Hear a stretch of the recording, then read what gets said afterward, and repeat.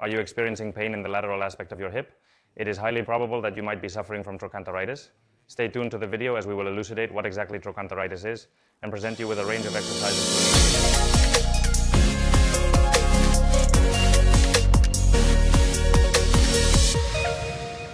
Hello, how are you? How are you today? Welcome to Physiolution, your go-to channel for physiotherapy, health and wellness. Today we are here to discuss a common issue that we frequently come across in our clinic, trochanteritis. However, there are often several misconceptions about how to deal with it, which exercises should be avoided, and which ones are beneficial. So let's address all these concerns and clear things up for you. Now, what exactly is trochanteritis? In general, trochanteritis refers to the pain located on the outer side of the hip, which is typically accompanied by radiating discomfort down to the knee, and in some cases, it can even extend to the foot. This condition can be quite bothersome, but with proper treatment and exercises, significant relief is achievable. Individuals between the ages of 40 and 60 years old are most commonly affected by this condition.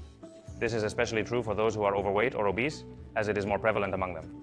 To put it broadly, about 10 to 20% of the global population will experience this condition at some point in their lives. Now let's discuss what the symptoms of trochanteritis are. The most frequently encountered symptom is pain in the hip. This pain extends throughout the entire lateral area of the hip, although it may occasionally radiate slightly forward or backward. Another commonly experienced symptom is stiffness in the hip joint, often accompanied by a snapping sensation when walking. Additionally, swelling in the hip region is also a very common symptom. Furthermore, this symptom is also connected to experiencing walking difficulties or feeling pain when changing position at the end of a tiring day. In the event of inflammation in the affected area, these issues may arise. If you are sitting for a long time and then you get up, when you start walking, that inflamed area will start to generate pain. Inflammation and pain are common symptoms of a condition known as trochanteritis. Trochanteritis is characterized by experiencing discomfort when walking or transitioning between postures after being in one position for an extended period of time. But what exactly causes this condition? The primary cause is tendinopathy, which refers to the degeneration of tendons in either the gluteus medius or gluteus minimus muscles. These muscles are located on the side of the hip. Additionally, trochanteritis can be caused by inflammation of the bursa, a fluid-filled sac that cushions the hip joint when it occurs in the subgluteal area. This can lead to pain in the lateral area of the hip.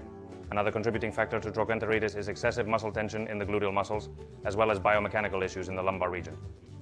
Interestingly, this condition tends to affect women more than men. This can be attributed to the differences in the shape of the pelvis. The female pelvis is designed to accommodate childbirth, which results in a slightly more open structure and a protruding trochanter. On the other hand, the male pelvis tends to be straighter, causing less friction between structures. As a result, women are more prone to developing trochanteritis. Taken together, trochanteritis encompasses a range of symptoms and causes that predominantly impact women due to anatomical variations. In numerous instances, the occurrence of symptoms can be attributed to excessive friction in the impacted region caused by repetitive motions, including those originating from long and uninterrupted actions. Sports such as running or cycling can have a negative impact on the body if proper muscle strengthening is not done. It can lead to bad postural habits like constantly lying on one side. Additionally, a direct hit to the lateral region of the hip joint may cause damage. These factors should be considered for a healthy sports routine. Lack of strength in the muscles that separate the hips, tendency to flat foot, excessive pronation of the foot, gait disturbance, hip surgery or prosthetic implant, bone spurs in the hip, or spinal issues that lead to decompensation, such as scoliosis, which may cause misalignment in the spine. And now I have prepared 3 exercises for you to start working on your trochanteritis pain. First exercise for trochanteritis, we are going to do the monster walk. We are going to use a rubber band to apply resistance, and simply what we are going to do is we are going to stretch the rubber band. We are going to step more or less in the middle, and from here we bend our knees a little bit and we bend our hips a little bit, and we are simply going to walk. In observing this exercise, you will notice the contraction of the hip muscles on both sides as you move from one side to the other. This muscle contraction is important for generating force when you exert yourself and for controlling the movement when you return. Now let's perform the lateral steps movement where you will take 10 or 15 steps towards each side. It would be ideal to find a long corridor at home for this exercise and repeat it 2 or 3 times. Ensure that your feet are not dragging on the ground. Instead, lift them intentionally and maintain slow, controlled movements. For the second exercise targeting trochanteritis, lie down on your back with the affected hip facing upwards. Support your head to maintain comfort during the exercise. With your leg fully extended, raise it upwards in the air. This exercise aims to specifically work on the painful hip and can help alleviate symptoms associated with trochanteritis. And we go down. Okay, we are going to do it always slow and controlled. We go up here, that we notice contraction in the whole part of the gluteus medius, all this musculature around the trochanter.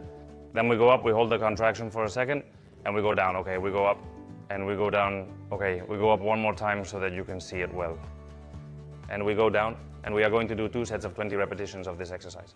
Third exercise is going to be a 3-in-1. We're going to stretch all the muscles that are related to the trochanter, both the gluteus and the piriformis and the gluteus medius. Okay, we're going to start with the gluteus first. Well, always remember that we always stretch both sides, okay? Even if we only have trochanteritis or hip pain on one side, we are always going to stretch both sides. So we're going to lie down on our back for the first one, okay? And from here, what we're going to do is we're going to stretch one leg. This would be the painful one, okay? And we're going to cross over it. And from here, we're going to try to bring the leg over there. Okay, we're going to hold it here for a few seconds, feeling the stretch in this whole area. Okay, and if you're not very comfortable, you can also do it sitting down. Okay, from here, you can do this position here that we're going to stretch exactly the same. Okay, I give you both options, and the one that is more comfortable is the one that you're going to do. We are going to maintain the sensation of tension between 20 and 40 seconds. Okay, always and without pain appearing directly in the hip. For the second exercise, let's start by stretching the piriformis. Once that's done, we will position ourselves face up. Then we'll lift one leg above the knee of the other leg and proceed to raise it upward. During this movement, you will feel the stretching sensation in the lower area. To benefit from this stretch, we should hold the position for approximately 20 to 40 seconds, similar to the previous exercise. Remember to take it slow, hold each stretch for a little while, and always pay attention to any discomfort. Don't forget to breathe properly while stretching. Moving on to the next stretch, let's focus on the gluteus medius muscle. We'll position ourselves on our side, using this hip as an example for better visibility. Find a bed or similar surface to lie down on. Allow one leg to gently fall to the side, then take it slightly back and let it naturally rest. This stretch may cause a slight sensation in the iliotibial flag area and the trochanter area. Keep in mind that patience and moderation are key when it comes to stretching. Hold the tension there for 20 or 30 seconds or even longer if possible. Okay, always without pain. As we always say, you have to breathe while we stretch and hold a little bit longer. That's all there is to it, and it's important to always follow this advice, as I mentioned earlier, by using both legs. Now, once we've learned about the exercises, what should you avoid if you have trochanteritis? Firstly, during an acute bout of pain, when it's particularly intense, we should steer clear of high-impact exercises. It's simply not logical to start running, jumping, or engaging in activities that will only exacerbate the pain. However, once the pain starts to subside and the affected area strengthens, it's crucial to gradually reintroduce these exercises to regain our previous level of activity, just as before the injury occurred. Now let's move on to some physical tips. First and foremost, it's important to perform the exercises without experiencing any pain. If a certain exercise is causing discomfort, this means we are irritating the affected area, which is not beneficial. Secondly, maintaining an ideal weight is particularly important for individuals with this condition. It's advisable to avoid being overweight, as this increases the load on the hip structure, leading to more pain and discomfort. Thirdly, it would be beneficial to consider undergoing a study of your foot's biomechanics, especially if you have a very flat foot or if your foot tends to pronate excessively. Any abnormality in the foot structure can affect the alignment of the load on the knee, which in turn puts additional strain on the hip joint. Therefore, if you're dealing with trochanteritis, an evaluation of your foot's biomechanics would be advisable. Lastly, for runners, it's important to never neglect strength training. If we don't engage in proper training to stabilize the hip joint, it becomes more susceptible to friction and injury during running. So, while running is a great exercise, it should always be balanced with strength training. We hope that the information about trochanteritis and what to do and avoid has been clear to you. If you enjoyed the video, you can show your support by leaving a like, a comment, or any questions. We make it a priority to address any concerns you may have. Don't forget to subscribe to our channel and enable notifications, so you never miss an upload. Our goal is to provide consistent content every week. Lastly, we appreciate all your support, and remember, until healing and beyond. Goodbye.